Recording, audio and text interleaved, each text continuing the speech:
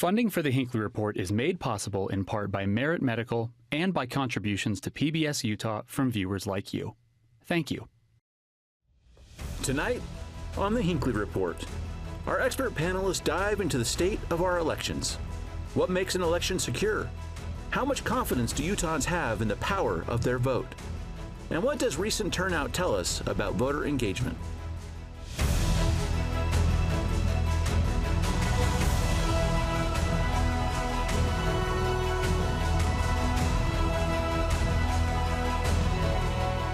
Good evening and welcome to the Hinckley Report. I'm Jason Perry, director of the Hinckley Institute of Politics. Covering the week, we have Amelia Powers Gardner, a Republican on the Utah County Commission, Doug Wilkes, executive editor of the Deseret News, and Holly Richardson, editor of UtahPolicy.com. We're so glad to have you all on this special edition of the Hinckley Report. Tonight we're going to talk about election security. We've just gone through our election. The final results are coming in. We know where people are, how they voted, and Utah has been one of those states that's been pretty innovative in how we've been able to ensure people have access to the ballot box and to get to more participation. But I want to get to the security part of this for just a moment. And Commissioner, let's start with you. You were a county clerk overseeing elections in Utah County for a very long time. When we talk to people around the state and they want secure elections, what do you think that means? What are they telling you that means? I think they want to be able to have confidence that their vote was counted and that all the eligible votes were counted. What they really are looking for is transparency so that if they have any questions, those questions can be answered. Mm-hmm. Doug, as you're talking to people, and you've done some great work on this past election cycle, what are you hearing? Well, it is about trust, right? People want trust. They'd like it to be speedy, right? Sometimes there's frustration, whether it's here in Utah or other states, about a vote dragging on day after day, week after week, because then people fill in the gaps of, well, why? And then you might start with some kind of, there's something wrong, or there's a conspiracy, or there's something else at play. So you really want to be efficient, you want to be truthful, you want to be transparent. And I think there is great confidence in Utah's elections. So that's a key part and key what we're seeing. Yeah. Holly, we certainly have adopted the mail-in ballots pretty seriously. The only red state that sends a ballot to every single registered voter inside the state. Why has Utah been sort of the forefront of this, and why is it so well received? I think for a lot of reasons. One of them is if you're busy at home, right? If you're somebody like me when I was raising little kids and had an opportunity to send my ballot in by mail, that was easier for me than dragging them out in the stroller and standing in line waiting to vote. So ease, I think, is one of them. Rural communities, it makes it easier for them to participate, and it increases voter turnout, which I think, for me, is a really important thing when we say we want more voices at the table. This is how we use our voice, and by increasing voter turnout, I think that's one great positive from vote by mail. It's also cheaper. We don't like taxes in Utah. We want to have as low taxes as we possibly can, and it's cheaper to do a vote by mail system. You know, people might not realize that is actually the case, that it maybe saves them a lot of that infrastructure that has to go into the traditional way. I want to get into the security side of it, but I think it might be helpful first for us to show our viewers what happens. You know, how does the process work? Once it gets into your mailbox at your house, what happens after you drop it off? I want to show a video very quickly. Let's break it down a little bit, Amelia, particularly through you, with you who have overseen this in the past. Let's watch this video about how it happens and then what the next steps are in the state of Utah. Voting is one of the most important things in American democracy. And here in the Beehive State, voting is kind of special. Utah is the only Republican-led state that primarily does vote by mail. And in 2020, over 90% of Utah voters sent in their ballot. So how exactly is your vote counted? I'm Kaylee Chella, and today I'm at the Salt Lake County Clerk's office, where election workers have been working since mid-October to process those vote by mail ballots. Very few people have access not only to the basement of this building, but to this room. So let's go in. Salt Lake County Clerk Lanny Chapman is working to increase transparency in elections. She gave us a tour of where the county's hundreds of thousands of ballots are processed, using a meticulous system to make sure each vote is counted. When ballots come in through either the drop boxes or through the post office, this is where they first start. The first step is removing the privacy tab that covers your signature. After we remove the signature tab, we'll run them through our Agilis machines. Agilis machines do a couple of things, one of which is taking pictures of the signatures to verify them. Chapman says about 50% of signatures are accepted by the machines.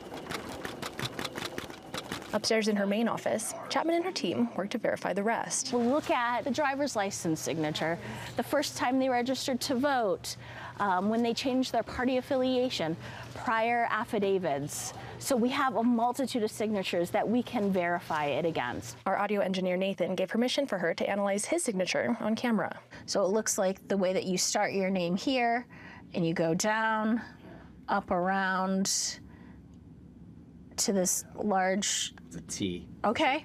Yep. Sure. We'll go with T. If none of the signatures match, Chapman's team mails out a notice to verify or fix it, called a cure letter, within 48 hours. We're able to verify most of them. It's a very small percentage per election that are sent a cure letter. Once signatures are verified, ballots are opened. And once a ballot is separated from its envelope, it can no longer be tracked back to the voter. Then, ballots are inspected to make sure they're ready for the scanners. If there are any issues, like a damaged ballot, teams of 2 copy over those ballots' answers to a new one. Then, ballots go to the tabulation room. And this room has another layer of security. This room is air-gapped, so there's nothing that is connected to the internet in this room. And again, key access, only 2 people have a key to this room. Here, scanners read the ballots, and votes are recorded into a secured system. We can't even look at what the results are until after 8 p.m. on election night. The ballots are then stored for a minimum of 22 months in case of a recount or court contest, and then they're incinerated. And that is the end of a life cycle of a vote-by-mail ballot in Salt Lake County. For more politics and public affairs content and reporting, make sure you follow PBS Utah on Instagram and subscribe to our YouTube channel. I'm Kaylee Chella. Thanks for watching. All right, Commissioner, talk about that process a little bit. It's similar to what happened in Utah County? Maybe tell us how this is replicated throughout the state. Yeah, it's very similar. The state of Utah has done a very good job of setting forth standards and laws that really standardize a lot of these processes to a point across the state. Now, each county is going to have a little bit of a different process because we do run elections locally. I think it's important for people to realize that every election in this country, whether you're voting for president or for mayor of your city, is run locally. And there's actually security in that, because if every process is a little bit different, you couldn't hack all of the processes with one. Utah County, because we're a large county like Salt Lake County, we have very similar processes. We use an Agilus, we use an OPEX. The scanners were a little different, but the basic processes are going to be the same, and you're going to find that across the board. Mm-hmm. Doug, talk about this very interesting point. You know, it's the local elections to the President of the United States the same, but if you talk to people, as you and I have with our own polling that we have done, the confidence in the elections very high at the local level, less so at the national level. Well, it's probably the greatest security issue is that each county is responsible for the election, because there isn't an overwhelming database. There isn't opportunity to stuff the ballot. I mean, you can't organize to change the election. And where there are irregularities, there are few. It's overwhelmingly small. I read a statistic that since like 2000 or 2001, anyway, the past 20 years, you have 250 million votes, mail-in ballots, and there were like prosecutions in like under 200 of those millions and millions of ballots. And Utah benefits because we have gone to vote by mail prior to any politicization of the issue. It was strictly because how do we increase turnout? We were disappointed in what the turnout was, and then by 2020, you had like 90% turnout, I believe the figure was. It's a little less this past election, but Republicans and Democrats overwhelmingly in our polling that we do with Hinckley and the Deseret News, I think even 72% of Republicans want that. So it's not a political issue here. It can inch into that space, but it started in a very pure way to get the vote out. Yeah, Holly, talk about why that's the case. And Doug had the numbers exactly right. And when it comes down to how many people are voting, it's well over 80% of Utahns are doing it. So why is this a consistent theme? We just saw a very unique view of what happens through the system that most people don't know. But why is that continuing to be a consistent theme that even though the process is set this way, we're all using it, there's still sort of that tinge of maybe I don't trust it? Well, I think you have to look at some major party candidates who sowed doubt on the process, right? And one of the things that's interesting about this year's election is that those doubts have gone away. You don't hear anymore about how unsafe vote by mail is. We're not hearing that we're not hearing that the election was stolen. People are happy with the results overall, right? And accepting the results and a peaceful transfer of power coming in January. So My family and I at Thanksgiving dinner yesterday sat down and talked about election security. It's a fascinating topic. This is what happens at your house. I'm only halfway kidding, but really, I think it's so interesting, right? As Doug pointed out, that we have confidence in our local elections, we have confidence in our local elected officials, and then the further away we get, the less confidence we have, even though it's really the same process. Well, since we're doing it county by county, we should talk about that a little bit. Commissioner, you had an opportunity to oversee all this in Utah County. We've had some issues, again, this election cycle with Utah County. Talk about that for just a moment. What happened? Because it does play into this overall narrative. Can I go back 1 second? And I want to add to what, before I answer, I want to add to what Holly said.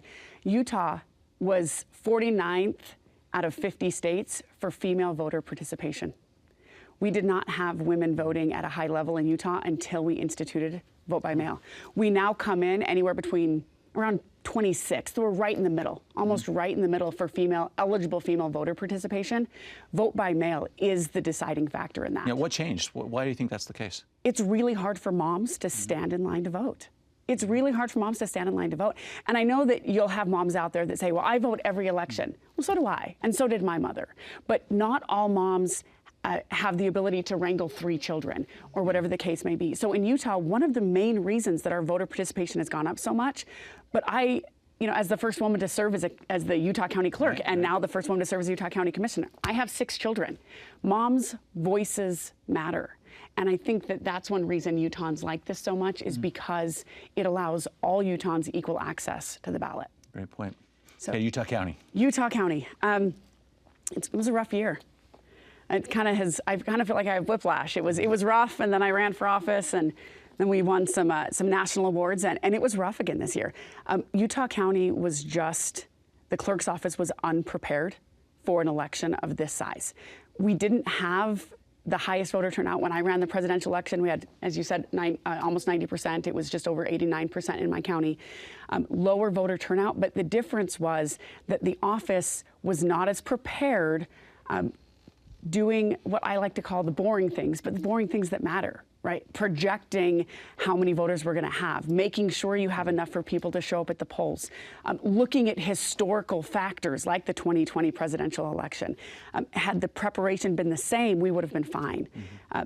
We as County Commission worked diligently to make sure they had the resources they needed. Having been in that seat myself, I know how resource constraints can play. So we made sure they had budget. We made sure they had staffing. We made sure that they had the resources from the rest of the county, from HR, from IT, from Public Works. The Sheriff's Department stepped up. But it was just really an under preparation. Doug, when we have issues like this, and there was issues from the very long lines, getting paper to print the ballots, ink issues, how is this impacting sort of the perception of maybe the connectedness to the mail-in ballot process itself and the overall perception of the system? Well, it does hurt, right? So on election night, we're in a newsroom and you're trying to get national figures and others. In a lot of the states in the West where there's mail-in ballots, it was taking a long time to get the results. Well, then people say, well, clearly the West is trying to do something different. If you can count ballots quickly elsewhere in the country or around the world, they count them pretty quickly, then you start to lose trust in the process. So it is frustrating if you hear a story coming out and it's 9 at night and the state's not releasing any figures because they say, well, we don't have Utah County, we don't have these things coming in. You've got to have enough paper, you've got to have enough toner, you have to have enough polling places. It seems ridiculous to the voter, to the viewer at this time who want a result. Now, we are not very patient in society, so at the end of the day, does it matter if it comes in that night or the next day or waiting till it's actually canvassed and we get the final result? But it does erode trust if you have these kinds of problems that are so avoidable, because a reasonable person says, well, we can't be incompetent, so it must be intentional. And if it's intentional, there must be something wrong. So every step of the way is to battle that. Holly, so sometimes issues like this or some things that happen in Utah County can result in legislation, because of course our legislature is paying close attention for all the reasons we just talked about. And there was an issue there in Utah County that has prompted a bill to come back, and it's whether or not a county clerk, for example, can access a public official's ballot to see how they submitted it. Did they do it by mail? Did they put a stamp on it or not put a stamp by that? But what happened this time, maybe talk about the circumstances that happened there, because a bill bill is coming. Sure. So Senator Mike McKell, who's down in the Spanish Fork area, he found out that the county clerk, Utah County Clerk, had tracked his ballot and how it was submitted. So in the primary, he submitted it by mail without putting a stamp on it. Well, to his credit, Senator McKell is like, that's like one step from opening my ballot and seeing how I voted, right? But the county clerk said, well, I can do that to any elected official, right? All I have to do is look at how they drop it in the drop box or whatever. So we know there was at least 2 elected officials in Utah County that had their ballots tracked by the county clerk on how they were submitted. So in this Mine was tracked as well. So at least three. So we know in the most recent interim session, which is the last one of the year in November, the Government Operations Interim Committee had a sample bill or draft bill put in front of them that said if any elected official tracks a bill, it's actually now a crime. It would be a crime. A Class B misdemeanor. Yes. So I think it passed unanimously in the interim committee. I suspect it's not going to have trouble passing during the legislative session in January. And it's one of the issues we're saying you just can't looky-loo with the ballots, right? That was Representative Grisha's called it too, right? The looky-loo legislation. Go ahead and talk about this. Yeah, well, I think it's important to point out the inconsistencies. Clerk Davidson claimed that you could look this up on the Lieutenant Governor's website, but you can't. What you can see on the Lieutenant Governor's website is whether the person returned the ballot they were mailed or whether they showed up at the polls to vote. But the Lieutenant Governor's website does not show whether or not they put a stamp on it or whether they used the mail or drop box. It doesn't differentiate that. That was something that the clerk was doing himself. Also, to go one step further to say, was a stamp put on this, the Agilis machine doesn't check for a stamp. And so in order to determine which ones had a stamp and which ones didn't, he was having his staff manually sort all of the ballots that came in by mail to say these ones have a stamp and these ones don't. And then he was running those separately. So adding additional steps just so that he could track those ballots. And I think that's why the legislature was so concerned. Mm-hmm. There's one. Go ahead, Doug. It's just, listen to the conversation we're having, right? I mean, the public will be home or you know, it's Friday night and you're watching this show and they go, what are they talking about? Well, we're talking about it because this happened and it seems so ridiculous. What's the intent of tracking someone's ballot who's a political figure? Well, it's not just for interest's sake. Are you going to do something with that information? There's no reason to do it. And it shouldn't be done. And it violates the spirit of elections, which is I have a voice, I can write, I can do my ballot, and it should be private. I think there's a good point here that the clerk's office should be nonpartisan. Even though I was an elected Republican, Lanny is an elected Democrat. We worked very closely together. County clerks shouldn't be differentiating politics. They should be executing the law and recognizing that they don't just serve a faction. They don't serve the delegates of the party that elected them. They serve all the citizens who cast a ballot, whether or not they voted for them.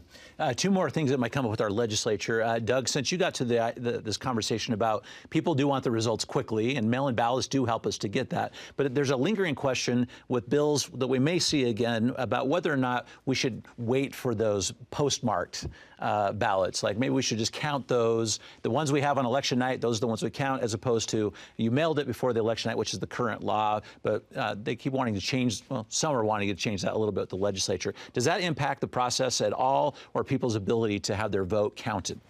Well, I think we talked about it. You want it to be efficient. So if where there's deficiencies, figure out a way to do that. You know, what do the rules say? If you need to postmark it, if you need to put it in a box, do you need to have an election day itself? You know, we have this kind of election season now. Do you need to do something different the week before and begin counting the week before, but without the results? I think no one is necessarily against making it more efficient and eliminating the questions. But what is that process? And I think that requires, you know, hearty debate and then some good decision making. And if you can get it out of the politics, you're going to be better off. I have to be honest, there aren't that many ballots that come back postmarked after Election Day. Yeah. We require it to be postmarked the day before the election. Federal law requires election mail to be expedited. There are some stragglers that come in, but when you're looking at the margins, with the exception of a very close race, which, I mean, on a ballot, you usually have 1, maybe 2 on a given ballot with dozens of races. Most of those, the ones that come in, don't really affect us calling an election. We don't certify elections until 14 days later. we've always done that. It's just that ability to call it. Really, there's other things that take more time, and those are the provisional ballots, right? I had to cast a provisional ballot because I moved just before the election. Within 30 days of the election, I moved and didn't have proof of residency for my new address, so I had to wait for that and cast a provisional ballot. Those are what take more time. The few that straggle in the mail a couple of days after the election, the vast, vast majority of the time, they're outside the margin of error. You're going through, calling an election, Associated Press, CNN, others, you have exit polling that you're looking at. With mail-in ballots, you're not at a poll to talk to someone who's exited. But you can look at primaries, you can see what the trend lines are, and then media tries to be pretty careful. It gets criticized, sometimes justifiably, but pretty careful on when it's calling an election. And certainly Desert News and most media will not just arbitrarily call an election. And even when others are calling, you still want to have total confidence to make sure that the voter has their vote counted. Yeah, to your point, we counted over 80% of our ballots on election night in 2020. We had 292,000 ballots cast, and we were able to publish before midnight on election day 80% of those results. You can take between exit polls and those numbers, you can come up with a trend as long as the margin isn't very close. And where the outstanding votes are. If in a county like Salt Lake County, which tends to have more Democrats versus Utah County, you can kind of make some projections, and those are rarely inaccurate. Yeah. Go ahead, Holly, and I want to ask you about one more piece of legislation. Well, I was just going to say that, like the Associated Press this year, not only did they call races, but every time they called a race, they gave you the explainer on why they called it, right? This is why we called John Curtis as soon as the polls closed, right? This is why we called, XYZ race, because John Curtis was far ahead in the polling in Utah. He's Republican, and he was on track to win, and they called it really early. So I thought that was helpful, too, and I think that was one of the reasons that they did it, is to provide some level of assurance that there was reason behind why they called races early. Okay. Let's talk about one more piece of legislation that might come. The elections office is held within the lieutenant governor's office, one of the assigned responsibilities of lieutenant governor. We may see some legislation, Holly, if you'll talk about this, that would suggest that instead of being in the lieutenant governor's office, there should be a secretary of state or independent election board made up of as many as 7 people. Let me read the quote from our speaker talking about this, and then your comment. Love yours and all the rest of yours as well. This is from the speaker, Mike Schultz. He says, regardless of how you feel about the current governor or the current lieutenant governor, having them oversee the elections is not a good look. If you're worried about collusion, coercion, things like that, I think 7 sets of eyes is a lot more transparent than 1 set of eyes. This is a big shift right here. Talk about it. It is a big shift, and at the same time, it's not that unusual. So Utah is one of only 2 states where the lieutenant governor still supervises elections. We used to have a secretary of state, went away from that. Now it looks like we may go back to that.